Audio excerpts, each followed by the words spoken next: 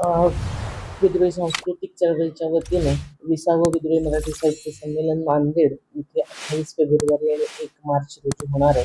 या संमेलनाचं अध्यक्षस्थान हे ज्येष्ठ कवी नागपूरचे कवी लोकनाथ यशवंत हे भूषवणार आहेत.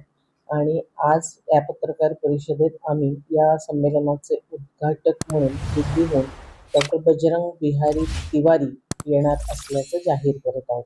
बजरंग बिहारी तिवारी हे साहित्यिक आहेत, ते विचारवंत आहेत, संशोधक आहेत. त्यांनी शेतकरी आंदोलन, भक्ती आंदोलन, भाषाशास्त्रज्ञ म्हणून ते परिचित आहेत.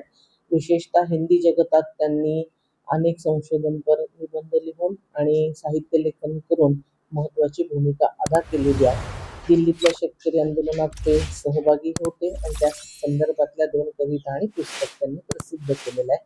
दलित साहित्याचा आणि स्त्रीवादी साहित्याचा त्यांचा विशेष अभ्यास आहे. आज त्यांच्या नावाची घोषणा करताना विद्रोही सांस्कृतिक चळवळीला आनंद वाटतो.